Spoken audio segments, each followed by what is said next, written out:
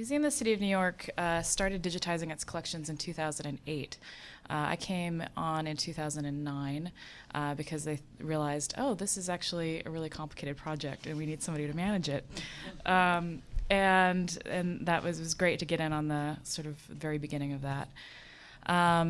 The digital project since its beginning has been completely grant funded. At this point, we've raised a little over $3 million. This is primarily for staff. At the present time, we have 2 photographers and 2 catalogers and an IT person, all full-time, dedicated to the project. We've had different numbers of catalogers attached to it, but that's sort of the core team. We've gotten funding from a number of different places, Upper Manhattan Empowerment Zone, the Leon Levy Foundation, Bloomberg Philanthropies, a lot of the government, the federal government agencies. We've digitized almost 180,000, we've created almost 180,000 images at this point, and they take up 139 terabytes of space. That's our primary images, our backups, our derivatives, all stored across various locations.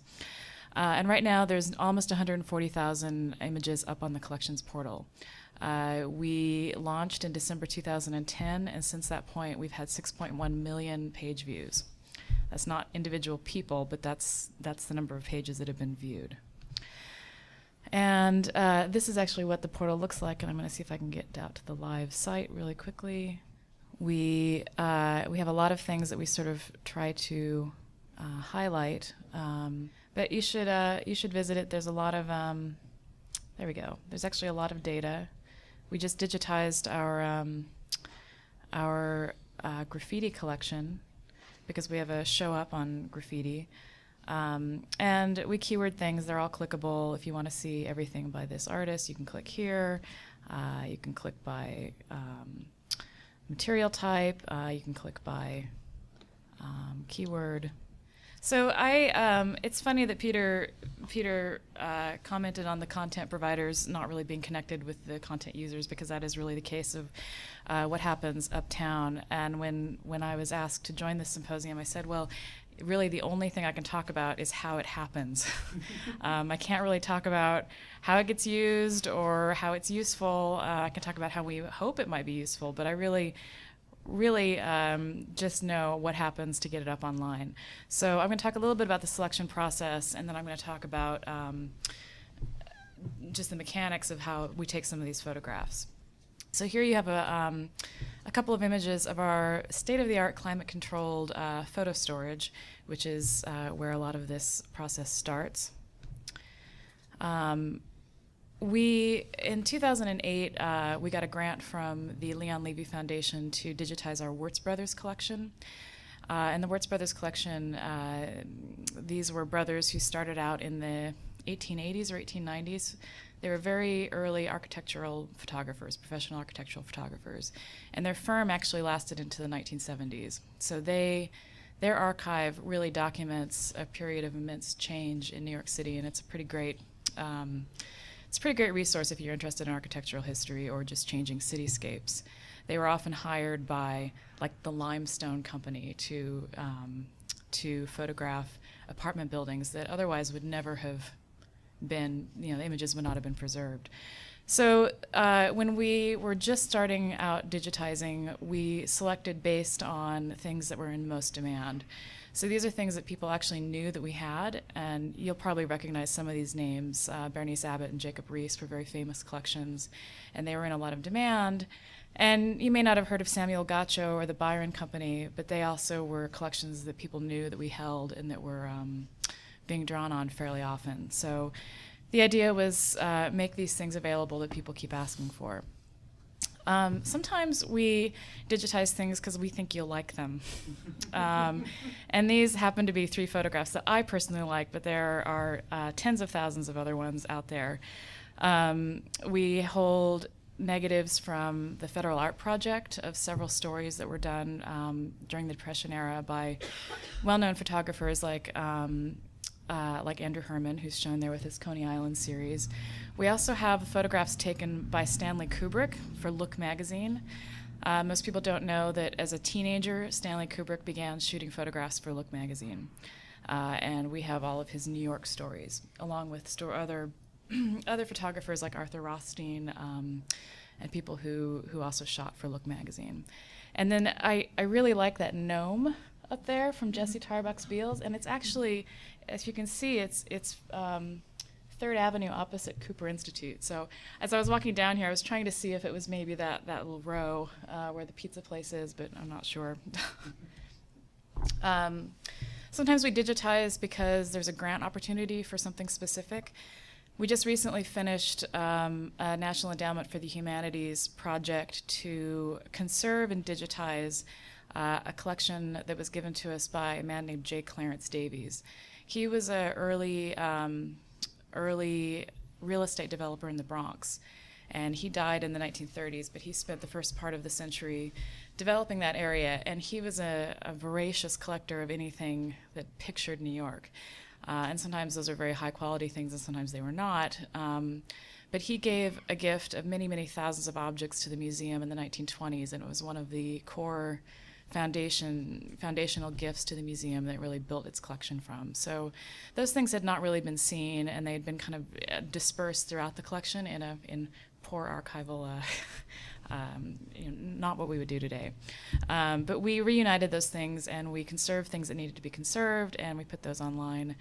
We also had a grant from the Kobe Foundation to photograph costumes by these French couturiers, Charles Worth and Mam Boucher, and we had money to put actually an online exhibition up about that. So that was a fun project where we actually photographed the interiors of the costumes, things that as a visitor you would never be able to see, and it's been very good for people who make clothes because they get to look at the techniques. And we also had some grants from some private foundations to digitize and translate Yiddish theater. So that's also up online. Sometimes the selection process is exhibition driven. So I mentioned that we have the graffiti show, that's City as Canvas, that's actually open now. In the 90s, the museum was given a collection from a collector named Martin Wong, who lived on the Lower East Side, and he was friends with a lot of these graffiti writers, and he collected their work as they moved off of the street and started to create work on canvases. So only a certain number, I think there's maybe 120 or 150 works on display, but we have many, many more than that. So partially we took the pictures for the catalog and for publicity, but then we also photographed everything else so that there would be an ancillary online complement to the physical exhibition. There's several Gilded New York projects on right now, and we have an exhibition up right now also about Gilded New York and the things that those people used and collected. And so we photographed a lot of very beautiful things like that fan that you see. And we also have a large collection of World's Fair related items, and it's photographs, it's memorabilia, there's design drawings from the fair itself. And as we were working on an exhibition that was up last year, we digitized most of that material as well. And sometimes when we're choosing what to digitize, we're driven by issues of conservation. The museum has, I think it's about 30 scrapbooks that Ethel Merman's father put together. He assembled them over the course of her career, and anybody who works with archives knows that scrapbooks are kind of a nightmare. You can see from these images here that it's mixed media. We've got film negatives, you've got newsprint, you've got programs, you've got all kinds of things, and they're all pasted in with glue. So I started hearing about these scrapbooks from really the moment I started at the museum. Oh, these are an emergency, it's terrible, they're deteriorating, what are we gonna do, what are we gonna do? And finally, we had them all disbound, because otherwise they couldn't have laid flat to digitize. We had them disbound, and we digitized all of them. So there's almost no way you can sort of slow the decay of this sort of material, but you can't stop it.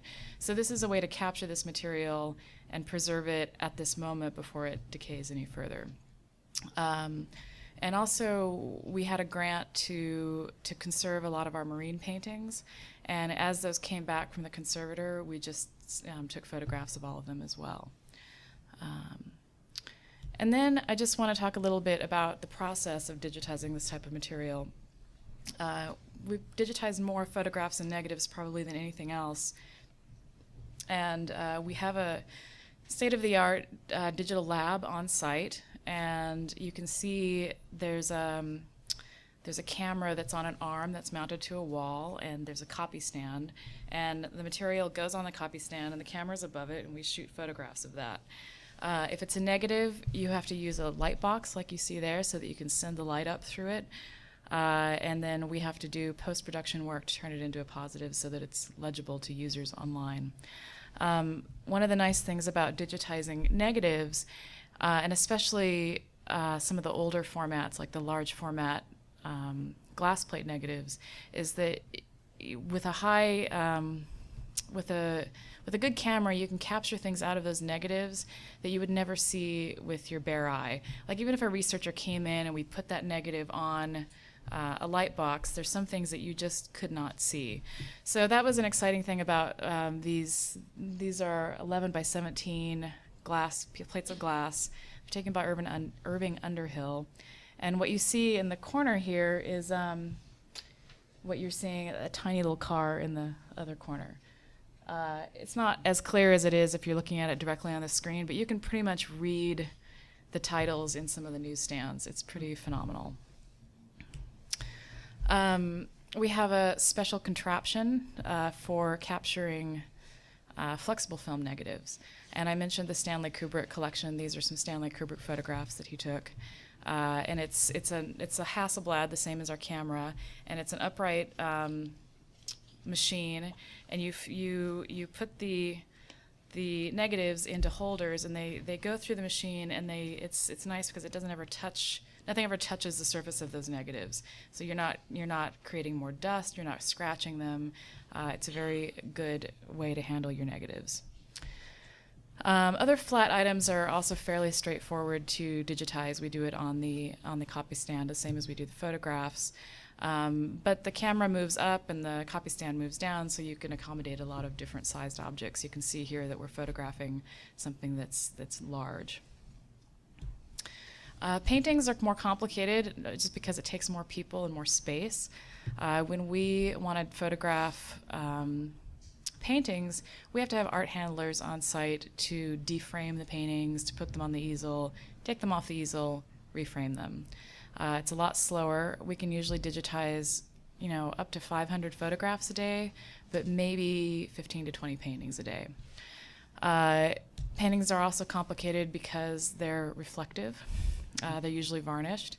So you can see examples here of taking a photo without any polarizing lens or shade for your lights, and then a version of the same image if you do it properly. Also, when you photograph paintings, you have to, because of that issue with the reflective surface, you have to do the frame separately and then do the painting separately and then Photoshop them back together. And that's especially important in a case like this where the frame is a very important part of the object. It's actually designed by Stanford White specifically for this painting. Digitizing textiles is really fun. Also really hard. You need a lot of people. You need to dress the mannequin. And you can see that you also need space like you do with paintings. And you have to have people who know how to handle antique textiles. And then you can see that they're working to create a form for that coat. You can't just throw the coat onto the mannequin. You need to make it stand out like it would if somebody was wearing it over what they would, over the dress they would wear underneath it. It's very pretty. And we don't get to do it very often because it is hard to handle this type of material, but we enjoy it when we do it.